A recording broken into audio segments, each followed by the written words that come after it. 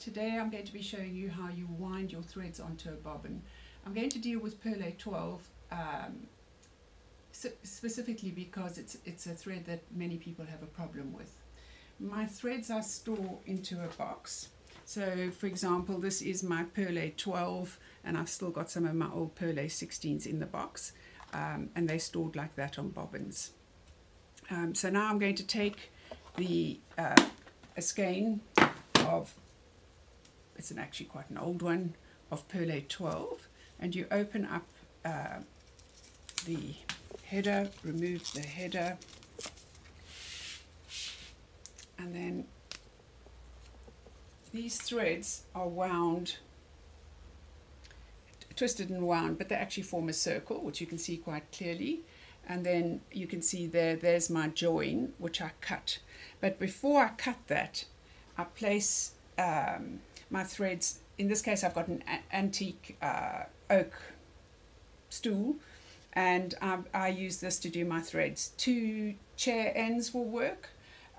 So just find basically two things that more or less stretch your thread to its maximum. And then I find my end. Here we go. So I'm going to cut that away there. Actually, it's not removed. There we go. So I've removed the knot.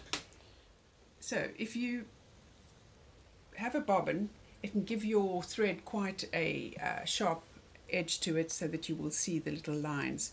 A tip for preventing that would be to take a piece of wadding. In this case it's actually a felt that we use for our needle cases, and you just take that, pop it on, and you're actually going to wind your thread over that, and that prevents the sharp edge. So I'm going to take one end of the thread, just gently unwind it. This is how your granny used to do it in days gone by when they were rolling off balls of wool. So I place that through the catch of the bobbin, and then I literally just start covering the bobbin. Don't pull it too taut, just keep on moving around and undoing it, and then with an easy rhythm just move across the bobbin from right to left, or if you're left-handed, from left to right, and just keep on winding until you've done all 20 meters in this case. So I'm working across there, and now that I've reached the end, I'm going to just go back and take it across. That little bit of padding just gives you a rounded edge as opposed to a sharp edge, as I said earlier. Right, so when you're near the end, you can see I've only got 2 or 3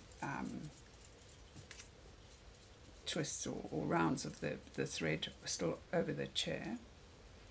Just unwind the last bit, and then you take it, fill your bobbin, and then just trap the end into the little groove there. So it's done. This, you use the exact same method for whether it's stranded cotton or perles or silk, but having them stretched out is the answer to dealing with knots. Perle 12, Perle 8, Perle 16, they all knot very easily. So if you use this method, in that way you can prevent them knotting on themselves and you having to throw them out or spend hours unknotting them.